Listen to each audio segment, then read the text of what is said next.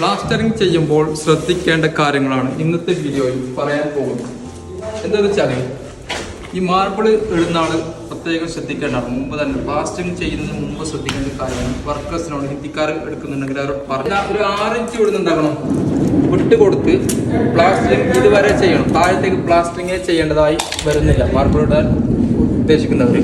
കാരണം ഇത് കട്ട് ചെയ്യുന്നതെന്ന് വെച്ചാൽ സ്കാറ്റിംഗ് കൊടുക്കാൻ വേണ്ടിയിട്ടാണ്. സ്കാറ്റിംഗ് ഇതിന്റെ പുറത്ത് കൊടുത്താൽ അതൊരു ഭംഗി ഉണ്ടാവില്ല. കട്ട് ചെയ്തിട്ട് കൊടുക്കുന്നതാണ് ഏറ്റവും ബെറ്റർ. അതേപോലെ നിങ്ങൾക്ക് ഇതിലുണ്ടാകുന്ന നഷ്ടം ലാഭം ഒന്നും കൂടി ഞാൻ പറഞ്ഞില്ല. ഈ ഒരു കട്ട കാണുന്നില്ലേ, ഇതുപോലെ ഒരുപാട് സിമെന്റ് കൊയ്യ കാര്യങ്ങൾ എല്ലാം എന്താവുന്നുണ്ട്, വേസ്റ്റ് ആവുന്നുണ്ട്. അതുപോലെ തന്നെ പിന്നെ ഒരു കാര്യമാണ് മെയിനായിട്ട് ശ്രദ്ധിക്കേണ്ടത്.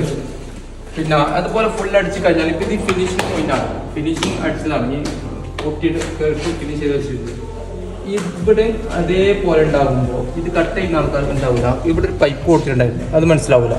അത് കട്ട് ചെയ്ത് പോയി നോക്കേ, അത് റീവർക്ക് ചെയ്യണം. അത് ഒരു റിസ്ക് പിടിച്ച കാര്യമാണ്.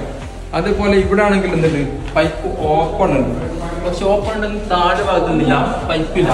അപ്പൊ പല രീതിയിലാണ് പ്ലംബിംഗ് വർക്ക് നടന്നിട്ടുണ്ടാവുക. അതുകൊണ്ട് നിർബന്ധമായും താഴെ കട്ടിങ് ഒഴിവാക്കി വെച്ചാൽ ഒരുപാട് ഗുണങ്ങളുണ്ട്. ഓക്കെ, അടുത്ത വീഡിയോയുമായി വീണ്ടും കാണാം.